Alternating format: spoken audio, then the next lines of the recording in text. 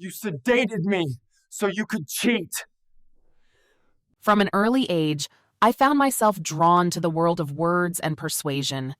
While other children lost themselves in fairy tales, I devoured books on psychology, human behavior, and philosophy, though I barely understood most of what I read at the time. I was fascinated by how people interacted, how arguments were won and lost, and how the right words at the right moment could shift an entire conversation. My father, a seasoned businessman, often held discussions at the dinner table about negotiation and strategic thinking. Even when I was too young to contribute, I listened intently, absorbing every lesson. By the time I reached adolescence, I realized that intelligence alone wasn't enough to win in life. It had to be paired with influence, control, and the ability to outthink others. My childhood was neither dramatic nor tragic. It was structured, privileged, and meticulously planned by my parents, who had high expectations for my future. They enrolled me in advanced academic programs, piano lessons, debate clubs, and etiquette classes, ensuring I would be well-rounded and prepared for any social setting. Yet, despite their best efforts, I was never truly satisfied with excelling in predetermined paths. I wanted to carve my own way, to test the limits of my abilities, and most importantly, to understand the unspoken rules that governed human relationships. This mindset would shape the way I approached life, pushing me to seek not just success, but control over every situation I encountered. Back in high school, I thrived on competition, consistently placing among the top students academically. However, sports were a different story. While I excelled in individual sports like tennis, I didn't always come out on top. My competitive nature often led me to seek unfair advantages, whether through subtle forms of cheating or psychological tactics. These methods helped me outperform opponents who were more naturally athletic, fostering an early knack for manipulation, a skill I had already begun developing within my family dynamic. Growing up in an upper-middle-class household with my parents and two brothers, I quickly learned how to pit them against each other to get my way. After high school, I opted to sidestep the pressures of a university education and enrolled in a paralegal program at a local college. I lived on campus, sharing a room with Olivia, who soon became my closest friend. Olivia was pursuing a marketing degree and was as intelligent as she was outgoing. Together, we were often the center of attention, thanks to our looks and charisma. Our weekends were rarely quiet, as we frequently socialized with male companions, enjoying the perks of campus life. By our senior year, we had both experienced semi-stable relationships, but were also comfortable exploring the dating world. During this period, I embraced feminist principles, particularly the belief that women were more reliable than men in achieving results. Academically, I surpassed most of my male peers, reinforcing my confidence in this idea. This belief extended into my personal relationships, where I sought control and resisted appearing overly dominant.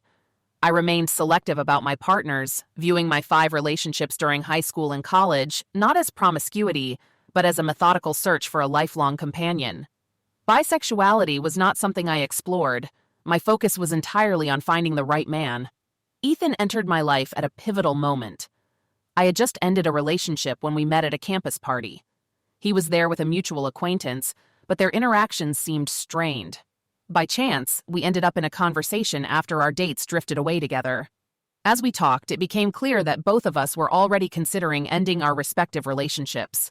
My ex had grown tired of my controlling tendencies, while Ethan's partner was dissatisfied with his principled and straightforward nature, preferring a more carefree lifestyle. Ethan and I hit it off immediately, with a spark between us that was undeniable. He impressed me with his intellect and conversational depth, and before the night ended, he asked me out for the following week.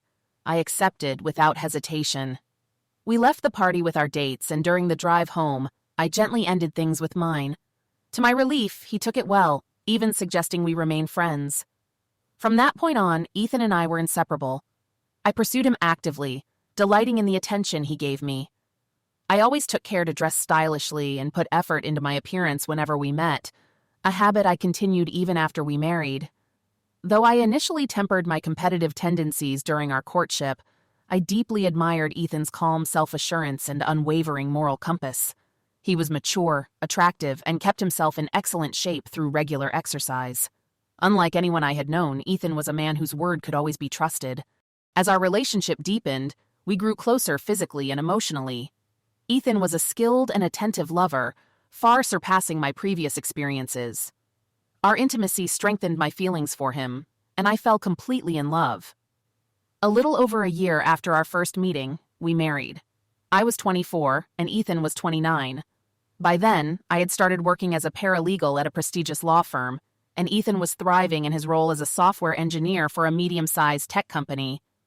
Both of us were well compensated, enabling us to purchase a house and settle into a comfortable lifestyle. Though we planned to have children someday, we enjoyed the freedom of being a dual-income couple without kids.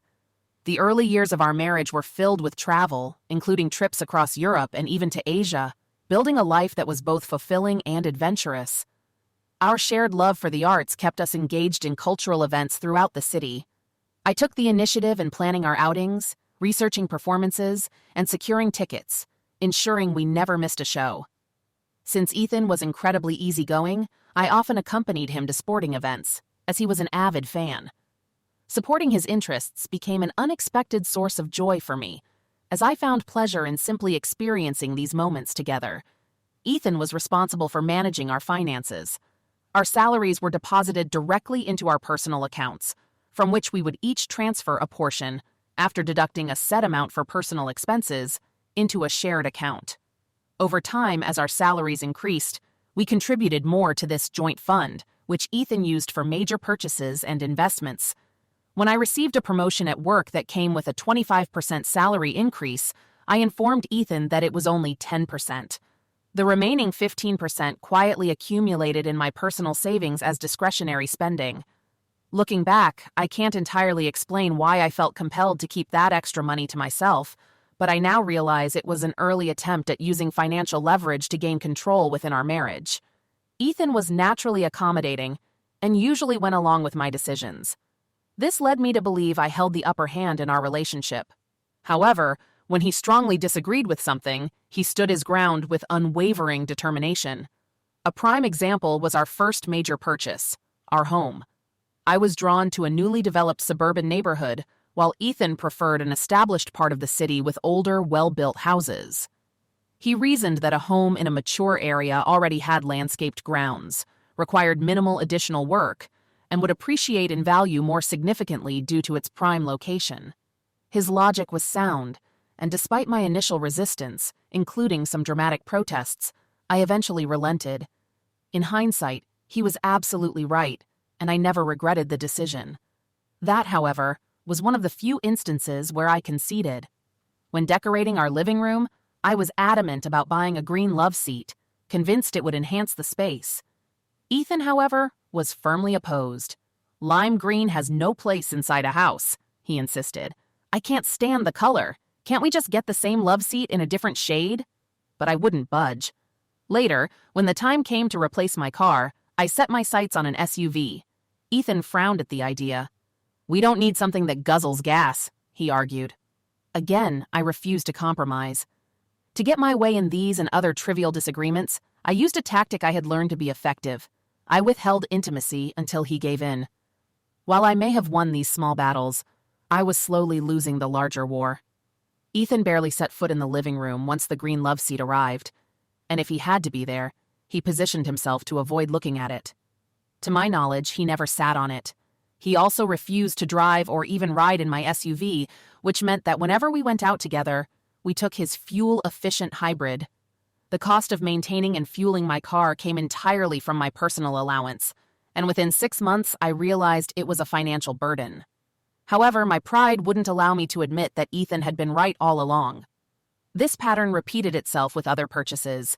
Each time I manipulated him into buying something against his better judgment, his silent disapproval became more and more obvious. One of our biggest arguments erupted over an expensive set of lingerie I wanted. Ethan pushed back, saying he couldn't afford it from his personal allowance and didn't think it warranted dipping into our joint funds.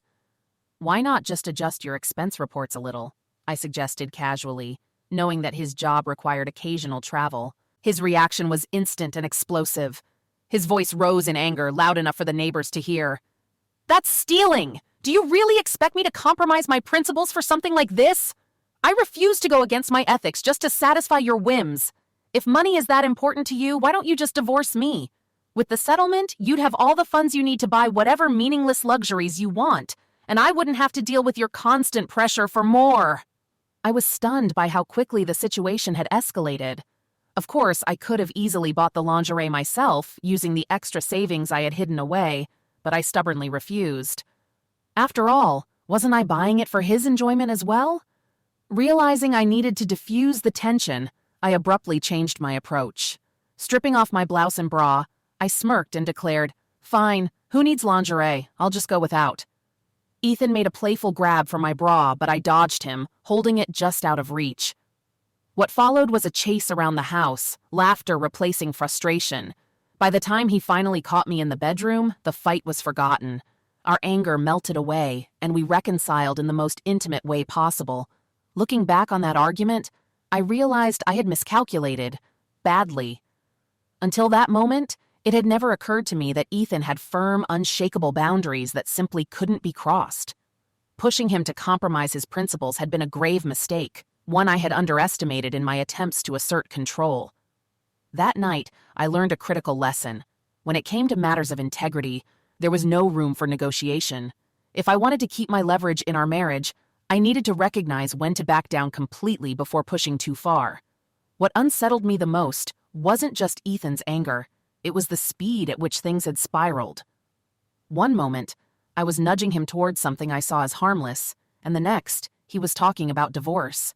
Maybe he hadn't truly meant it, or maybe he did, but I wasn't about to test his resolve. Ethan had always been logical, measured in his responses, but this time his reaction had been absolute. It left me with a stark realization. There were battles I simply couldn't win. Despite occasional clashes, our marriage remained strong. The good far outweighed the bad, and I was still deeply in love with him. Nearly 5 years into our marriage, however, Ethan's career took an unexpected turn. His company was struggling financially, and layoffs were looming. Anticipating the worst, he began searching for alternatives and was eventually recruited for a lucrative position that promised a higher salary, but at a cost. The job required extensive travel, making it far from ideal for a married man. Yet, given the state of the tech industry at the time, no better opportunities surfaced. As we weighed the decision together, he laid it out plainly. "We could survive on your salary if we had to, but taking this job would put us in a much better position financially. A couple of years apart won't be easy, but we can manage. In the meantime, I'll keep looking for something more stable." The economic downturn left him with few choices, so he accepted the offer.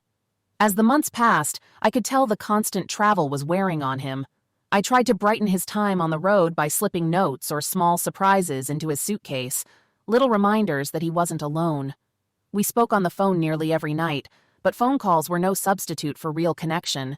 Though he made it home most weekends and sometimes had work meetings in the office every 6 weeks or so, the distance took its toll. We both knew we had agreed to this arrangement, but I could see how much he struggled with it.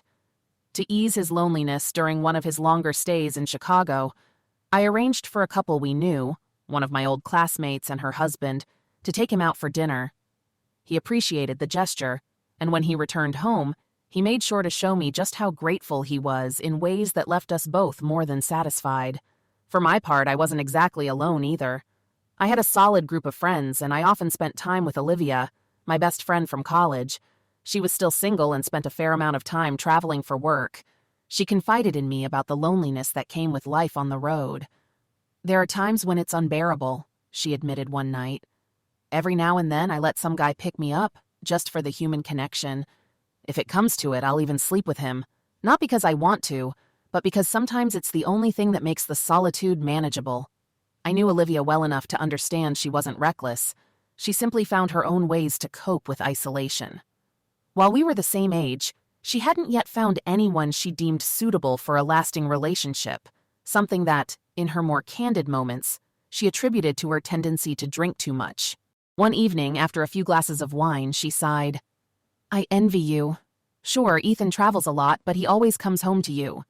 And you know he's faithful. He's assured you of that, and I believe him. You're lucky."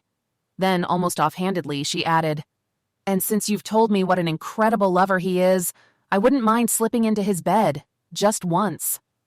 I stored that comment away in the back of my mind, unsure if she was joking or if it was something she had genuinely considered.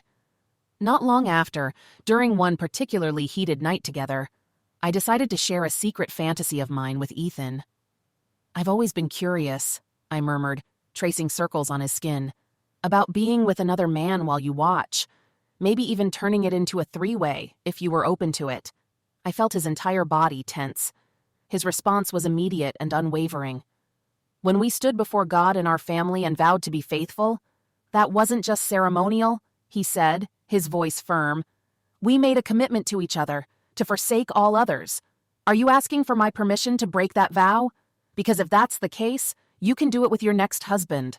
The sudden finality in his words sent a chill through me. I had miscalculated, again.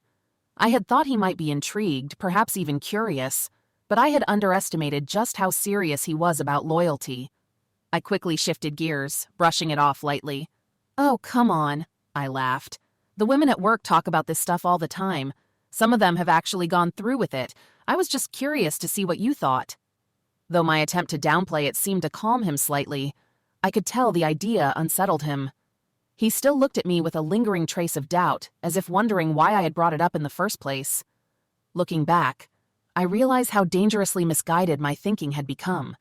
It all started with a simple conversation, one that should have been harmless. One night, as we lay in bed discussing fantasies, I asked Ethan about his own. He hesitated at first, but finally admitted that, if he had to choose, it would involve being with two women at once, including me. However, he quickly dismissed the idea, making it clear that it was something he would never pursue. It went against his values, and he wouldn't put himself in a situation that compromised his beliefs. What he never knew was that if he had ever expressed genuine interest, I could have made that fantasy a reality. But his moral conviction left no room for negotiation. At one point in our conversation, I casually mentioned, "If you ever cheated on me, I don't know if I'd leave you, but I'd definitely make sure to get even." Without hesitation, Ethan assured me, "That's something you'll never have to worry about." At the time, I believed him completely. Every week, some colleagues from my firm would meet for drinks after work. If Ethan had been home, I wouldn't have bothered attending. But with him constantly traveling, these outings became a way to pass the time. Plus, the discussions often revolved around current cases, which I saw as an opportunity to further my legal knowledge. Not long before, the firm had hired a new lawyer, Henry. Tall, good-looking, and charismatic, he naturally commanded attention, especially from women. He had an easy charm and flirted openly with me, making me feel attractive and desired. He was always part of our after-work gatherings, and in hindsight, I should have realized that my flashy wardrobe and flirtatious responses probably signaled to him that I was available, whether I meant to or not.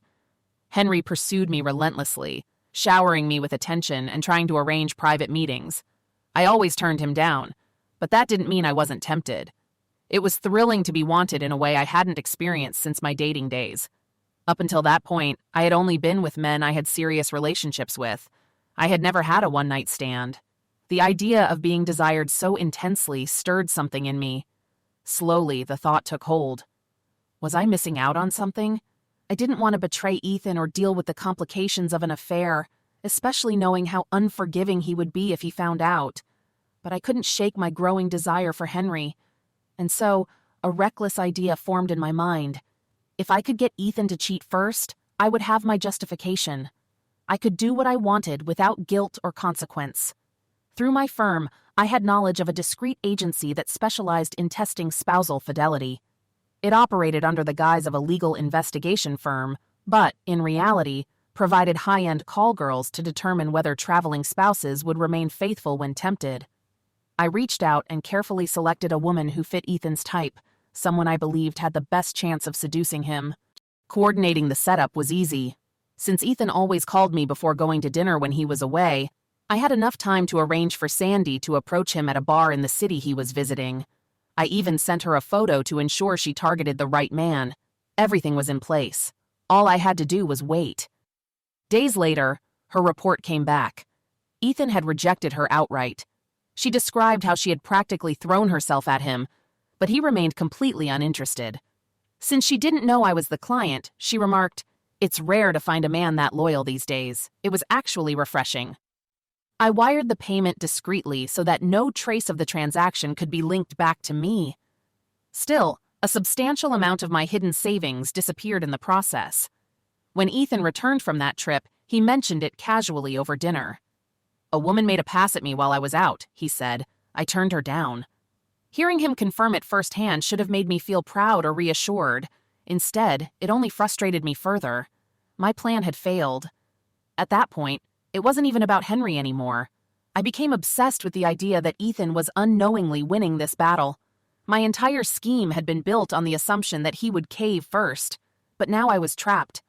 I couldn't justify sleeping with another man because my husband had remained faithful. The irony was maddening. I didn't stop to consider the morality of my actions or the damage I could do to my marriage. None of that mattered. I was too caught up in my own twisted logic, determined to make Ethan slip up so I could finally get what I wanted. Any rational woman would have been grateful to have a loyal, devoted husband. But instead of appreciating him, I became fixated on proving my dominance in our relationship. True, I hadn't won every argument with Ethan, but I was still ahead in the grand scheme of things.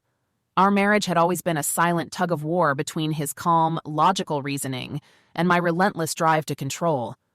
I saw myself as the dominant one, and I refused to let him have the upper hand. If my first plan had failed, I simply needed a new one. That's when I turned to Olivia. She was already aware of my desire to experience another man. She listened patiently as I vented my frustrations, then offered a dose of reality.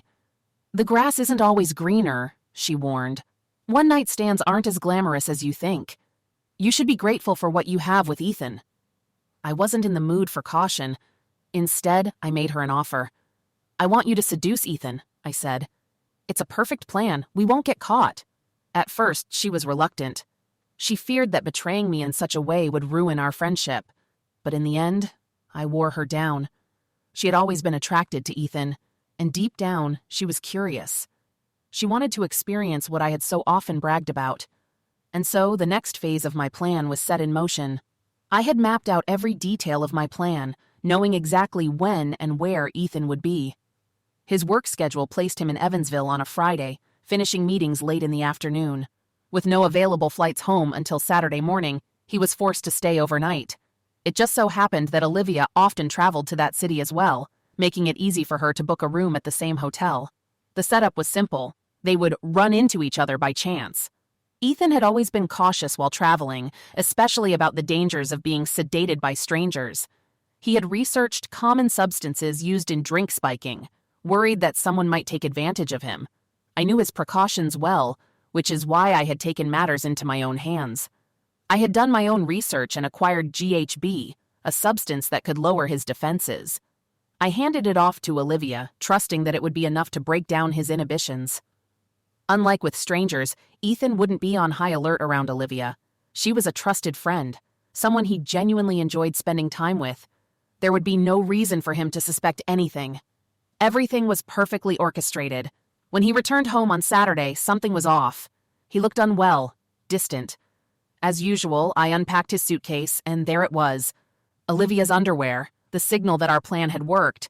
It was all the confirmation I needed. I had finally secured my justification. Feigning shock and outrage, I confronted him. He looked confused but admitted that he had been with Olivia the previous night. Furious, I sent him to sleep in the guest room, shutting him out completely for the rest of the weekend. By Monday, Olivia and I met for lunch, and I eagerly listened to her report. Everything had gone exactly as planned, or so I thought. "He was so out of it," she admitted, "that he thought it was you in bed with him." Then with a more solemn tone, she added, "Even though the pills made him sluggish, I was still amazed by how skilled he was. But the whole situation felt wrong." Her words didn't carry the excitement I expected. Instead, she seemed troubled. The next morning, before heading to the airport, he was deeply shaken. He wasn't worried about getting caught. His biggest concern was how he had betrayed his own values. It was like it broke something inside him. She hesitated before saying, "I regret doing this to him. He was completely faithful, and we made him cheat against his will. I honestly don't think he would ever willingly sleep with me again, not in the light of day, not when he's in control." Then she hit me with something I hadn't considered. You have a good man, moral, loyal, and devoted. We just put him through something that's tearing him apart. If he ever finds out what really happened, do you realize what that would do to your marriage? At that moment, I should have taken Olivia's words to heart. But instead of seeing reason, I stubbornly clung to my plan. I had already invested too much time, effort, and money to back out now. I had been so focused on winning that I failed to recognize just how well Ethan knew me. After years of my schemes, manipulations, and relentless efforts to get my way, he wasn't naive. Even if he couldn't yet see the whole picture, he was beginning to put the pieces together. Still oblivious to the danger, I approached him on Tuesday to take things one step further. I'm going to sleep with another man to even the score, I told him coldly. And I want you to be there to watch.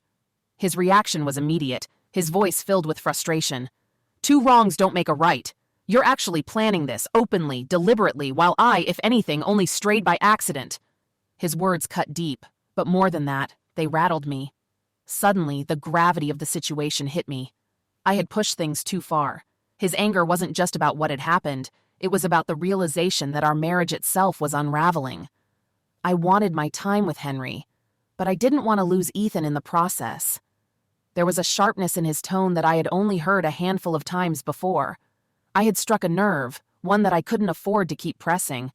I knew then that forcing him to watch would be a mistake. He already suspected too much, and I couldn't risk tipping him off any further. Realizing I had overplayed my hand, I quickly backed down. Well, some of the women at work have explored these fantasies, I said lightly. I was just curious about your reaction. His suspicion didn't fade completely, but the direct confrontation had been avoided. I considered it a small victory, at least for the moment. A week later, I finally got what I had been craving. With Ethan out of the house for the evening, I took Henry to bed. The thrill of getting away with it was intoxicating. I had won another battle, another conquest over my husband.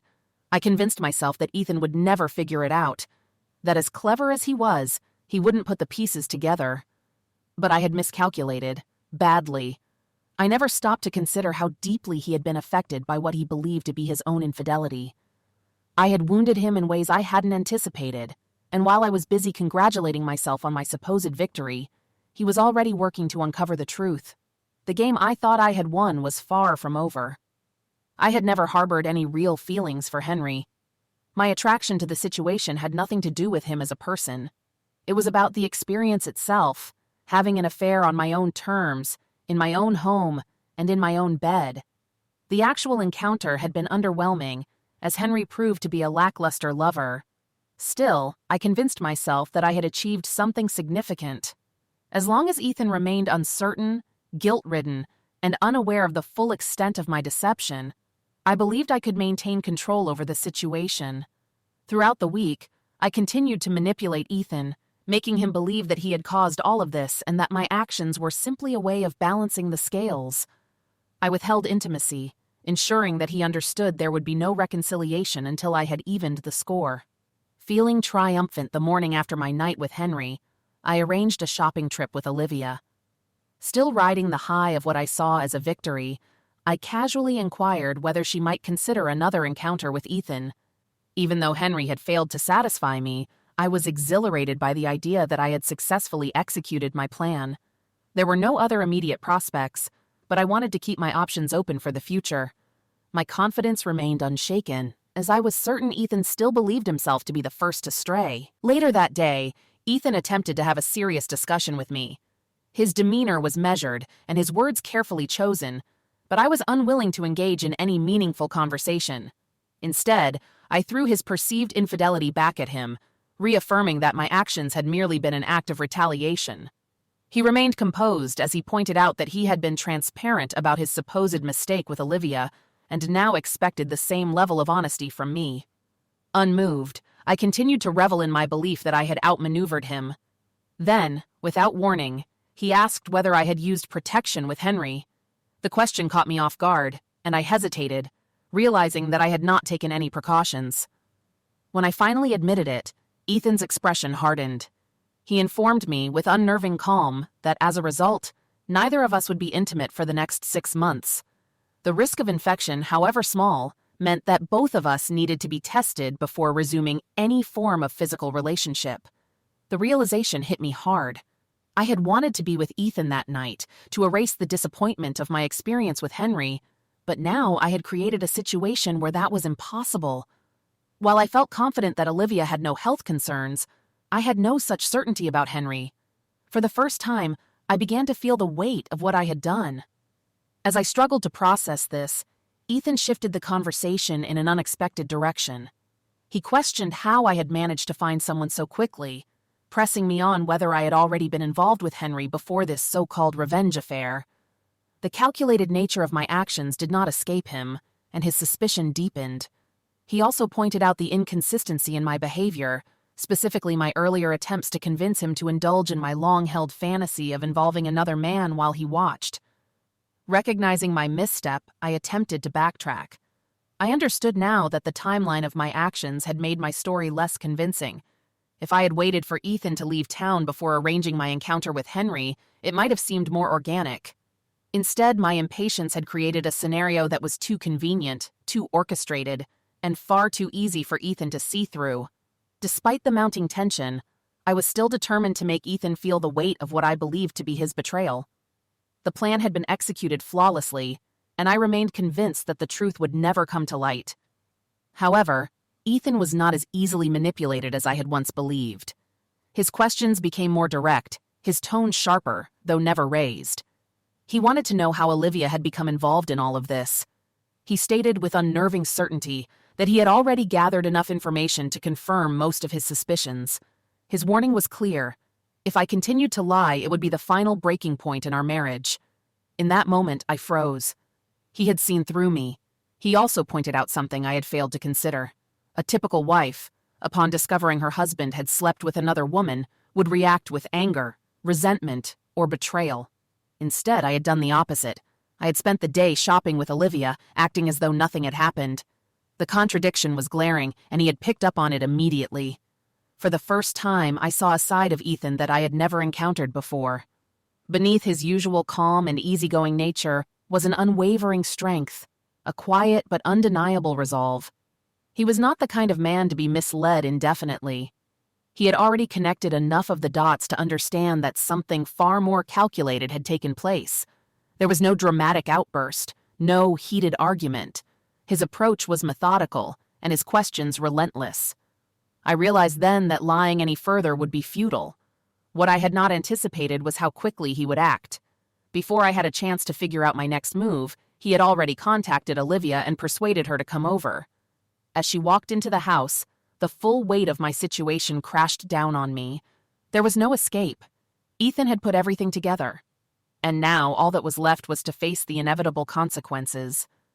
The moment Olivia arrived, I desperately tried to signal her that Ethan wasn't fully aware of everything, but it was already too late.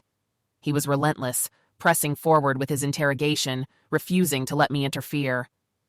Any attempt I made to divert the conversation or downplay the situation was immediately dismissed. He wasn't reacting emotionally. His calm, controlled demeanor made it clear that he was piecing everything together, and he wouldn't stop until he had the full truth. As he continued questioning Olivia, it became evident that he had uncovered far more than I had expected. He had already determined that I had been planning to cheat for months, carefully constructing different scenarios to justify my actions. His anger was evident, but he remained composed, systematically dismantling every layer of deception. Even the attempt to have Sandy seduce him had not gone unnoticed.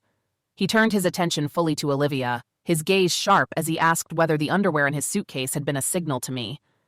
He had realized that Olivia, who had packed his bag that morning, must have deliberately placed them there. After an initial hesitation, she was forced to admit that he was right. His voice hardened as he pressed further. He demanded to know whether he had been sedated that night, admitting that his recollections had been hazy, his mind filled with the illusion that it was me in bed with him. If not for that belief, he insisted, he would never have been able to go through with it. He also noted the stark contrast in Olivia's behavior, recalling that she had been far more intense and passionate than I typically was.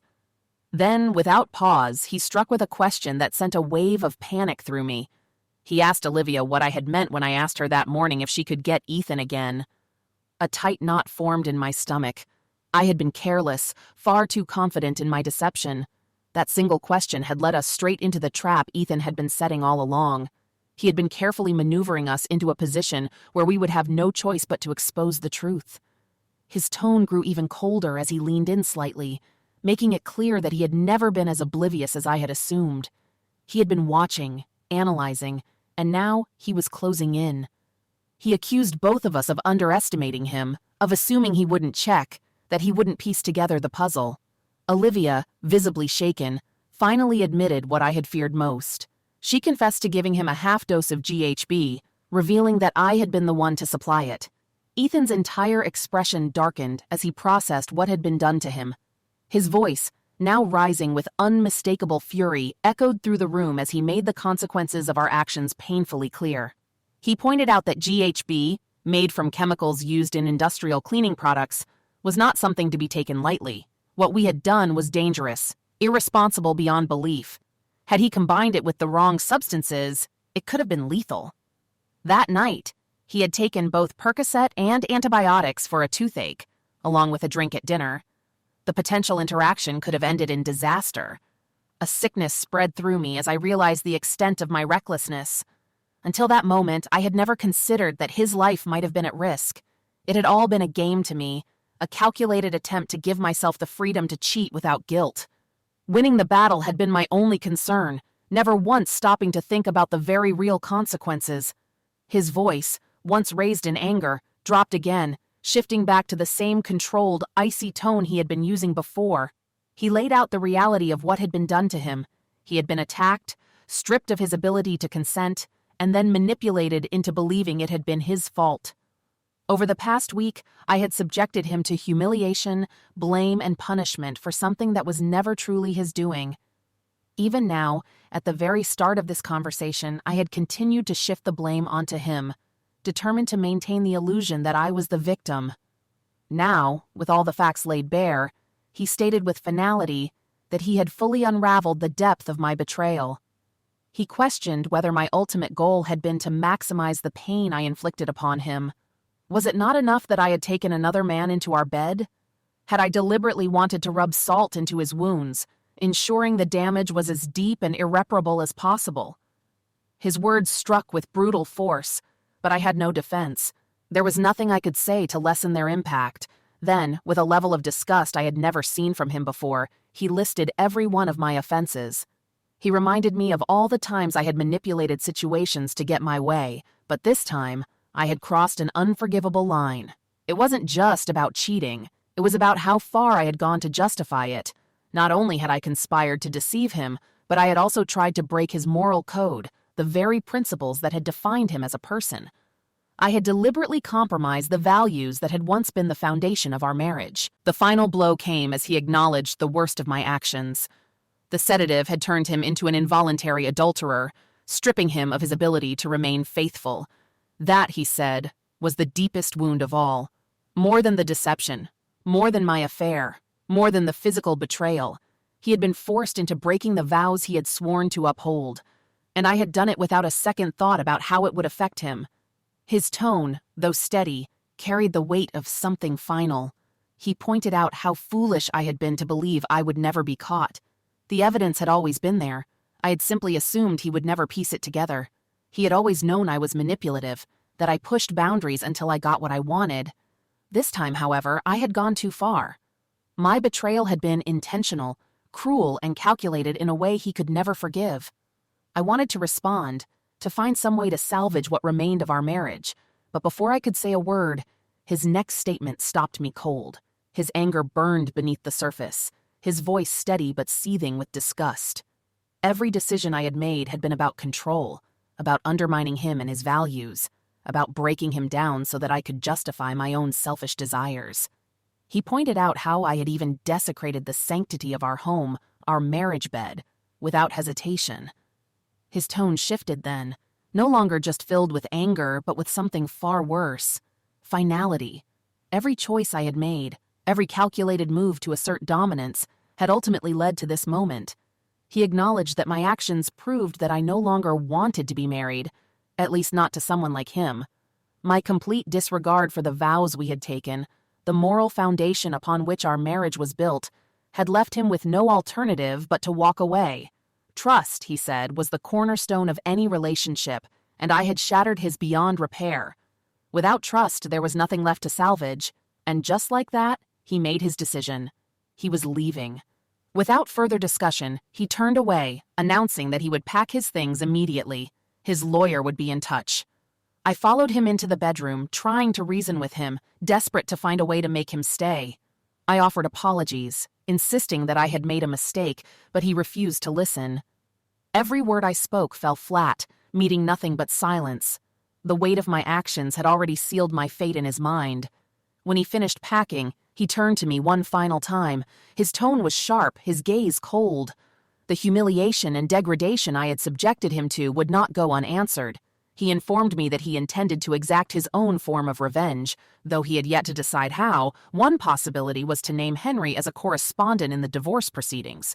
As soon as Ethan left, I collapsed into Olivia's arms, overwhelmed by the magnitude of my losses.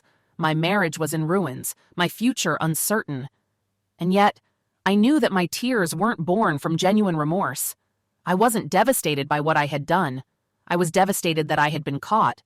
Olivia, ever the pragmatist, refrained from uttering an "I told you so." Instead, she tried to offer suggestions on how I might win Ethan back. His mention of revenge unsettled me, but I clung to the hope that with time he might reconsider. Perhaps he would remember the good times, the love we had shared, and find a way to forgive me. When I returned to work on Monday, I ran into Henry. He greeted me with a smirk, clearly reveling in his role in my so-called triumph. I wasted no time in informing him that Ethan had left me because of what had happened. More than that, there was a real possibility that his name would be dragged into the divorce proceedings. The color drained from his face. In our firm workplace relationships, particularly those involving intimate encounters, were highly scrutinized under harassment policies. A divorce scandal linked to an office affair could put both of our jobs at risk. By midweek, Henry's attitude had changed entirely. He approached me, furious. Ethan had contacted him directly, hinting that I might have exposed him to a health concern related to intimacy. Though I had already been tested and cleared, I saw no reason to relieve Henry's anxiety. If anyone deserved to stew in uncertainty, it was him. Later, rumors spread that Henry had been confronted in the office parking lot and left the encounter visibly shaken. Strangely, Ethan had been working in the same city that day. No accusations were made, and no official complaints were filed. But it was clear that Henry had lost his taste for pursuing married women after that incident. That same week, I returned home to find that Ethan's remaining belongings had been removed. His office, once filled with his presence, was now empty. It was then that I truly understood. He had no intention of coming back. He wasn't just angry, he was finished. Despite everything, Ethan remained true to his principles. Rather than drag out a bitter legal battle, he offered a no-fault divorce. Financially, he proposed a fair division of our shared assets. His offer was generous, a sign that he wanted a clean break rather than vengeance. But I wasn't ready to let go. I still loved him. Or at least I believed I did, and I wanted a chance to fix things. I refused to accept his terms and attempted to contest the divorce, hoping for some way to salvage our marriage. That's when my lawyer delivered the final blow. Ethan had provided video evidence of my night with Henry. It had been handed over to ensure my attorney could properly advise me, revealing the full scope of my downfall. The mention of additional evidence suddenly made sense. Ethan had likely never even watched the entire recording, knowing it would only bring him pain, but it was enough to destroy any legal defense I might have had. Now faced with undeniable proof, I realized that my options were dwindling. Ethan had initially offered a no-fault divorce, but if I continued to fight, he was prepared to amend the grounds to adultery. The implications of that decision were severe. If the affair became part of the official record, I could risk my career and reputation. Worse still, I had no counter-argument. I couldn't accuse him of infidelity with Olivia without exposing my own actions. If the truth of his seduction came to light, that I had orchestrated the entire event, there was a real possibility of legal consequences for me. I had crossed a dangerous line, one that could result in criminal charges if Ethan chose to pursue them. It became increasingly clear that he wasn't just trying to end our marriage. He was ensuring that he would never have to see me again. My betrayal had left him devastated, and he was willing to use every legal tool at his disposal to ensure I was no longer a part of his life. With no other viable options, I finally conceded. I agreed to settle on the original no-fault basis. Ethan had won, and this time there was nothing I could do to change that. Ethan had meticulously prepared a detailed financial summary listing the value of all our shared assets, our home, vehicles, furniture, and savings, including even his personal allowance account. Looking over the documents, I experienced an unexpected pang of conscience. Without hesitation, I instructed my lawyer to include my personal savings in the total division.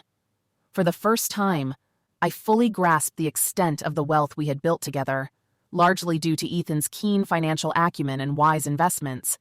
In the final settlement, I retained ownership of our home, its furnishings, my SUV, my personal savings, and a modest portion of our shared financial reserves. Yet, despite securing these assets, I felt an overwhelming sense of loss. The reality of my actions and the irreversible damage they had caused weighed heavily on me, leaving me in a deep state of regret and sadness. Throughout the divorce proceedings, I made repeated attempts to reach Ethan, desperately hoping to convince him to reconsider. I called, left messages, and even wrote letters addressed to his office. Each one was returned, unopened.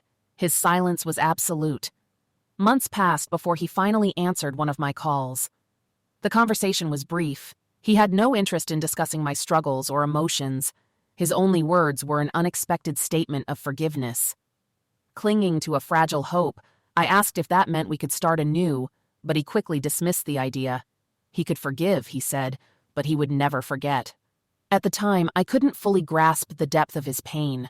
I still failed to see the extent to which I had tried to erode his beliefs and undermine the core values that had defined him. It wasn't until much later that I realized he had always understood me better than I had understood myself. If he had ever considered reconciliation, I likely would have continued testing his limits, pushing boundaries, and finding new ways to challenge his moral convictions. This realization left me reeling. For the first time, my tactics had failed so completely that there was no recovering from them. Yet, even then, I struggled to accept full responsibility for my actions. Unable to cope with the finality of my marriage's collapse, I sought professional help and attended several therapy sessions. The therapist quickly identified patterns in my behavior. After reviewing a personal account of my experiences, much like the one presented here, he summarized his conclusions with brutal clarity. He pointed out that I had spent years subtly belittling men, using feminist ideals as a shield while resenting Ethan's strength. Rather than accepting him as an equal partner, I had fought to assert dominance, driven by jealousy and insecurity. My need for attention had been evident in the way I dressed, constantly seeking validation from others. He noted that I had treated my marriage as a battleground, engaging in petty conflicts over inconsequential matters while failing to recognize the issues that truly mattered to my husband. Ethan had only ever resisted when something threatened his personal space or principles, whereas I had waged an unnecessary war, one that he hadn't even acknowledged. The therapist's most piercing observation was that, while I had longed for stability, I lacked the emotional maturity to remain faithful. More than that, I had resented Ethan's unwavering moral compass. Deep down, I had admired his strength of character, but instead of striving to match it, I had sought to break it. These revelations forced me to confront truths I had spent years avoiding. My therapist didn't dictate a path to redemption. He merely presented the reality of my choices, leaving it to me to decide how to move forward. Fortunately, I was self-aware enough to listen. In the weeks that followed, I found myself replaying every moment, questioning the motivations behind my actions. Why had I felt the need to undermine Ethan? What satisfaction had I truly gained from my mind games, from an imaginary competition he had never even realized existed? Most of all, why had I created a situation in which he saw himself as better off without me? Unable to shake these thoughts, I reached out to Ethan once more. I knew he wouldn't welcome the conversation, given my past behavior, but I needed to say what had gone unsaid. By then, I had come to understand the painful irony of our situation. Ethan had achieved the ultimate victory, not through revenge, but by simply walking away. I had fought tirelessly to maintain control, only to find myself utterly defeated. The war I had waged had been a one-sided battle, and I had lost. When he finally picked up, I spoke with honesty that had eluded me before. I acknowledged that I had spent countless hours analyzing my actions, trying to understand the choices I had made. No excuse could justify the way I had treated him, nor could I explain why I had been so willing to risk everything we had built for something that had brought me no real satisfaction. Worse still, I had gone beyond betrayal. I had taken pride in making him suffer. For the first time, I admitted that I was disgusted by my own behavior. I had deliberately tried to break down the very values that had made me love him in the first place. Those same principles had shaped our marriage, and rather than respecting them, I had sought to manipulate and twist them to suit my desires. I told him that I no longer sought reconciliation. I understood now that if the roles were reversed, I would never take myself back either. What I had done to him would have been disgraceful even if he were a stranger. To have inflicted such cruelty on the man who had loved me unconditionally was unforgivable. All I could offer was a genuine apology. I needed him to hear it, not for my own absolution, but because I had come to understand the full scope of my wrongdoing. I acknowledged that my previous apologies had been empty, rooted in regret for being caught rather than remorse for my actions. But this time, I wanted him to know that I had truly changed. I assured him that regardless of everything, I still loved him and always would. There was a long silence on the other end. Finally, he simply said, "Thank you for calling," and ended the conversation. The call provided a sense of closure I hadn't realized I needed. Closure. Such a simple word, yet it held the weight of everything I had lost. For the first time, I began to accept the reality of my choices.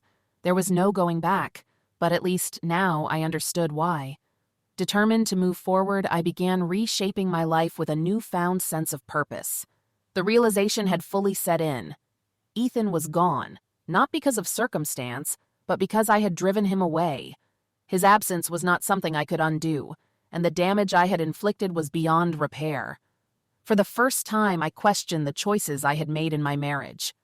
Why had I continued to dress in a way that sought attention when I had already married the man I had claimed to love? Why had I been so insecure that I needed validation from strangers, despite having a partner who had been loyal and unwavering? The answers were painful, but they forced me to confront the deeper flaws within myself. As part of my personal transformation, I abandoned my previous flashy style in favor of a more refined, sophisticated look that reflected the person I wanted to become.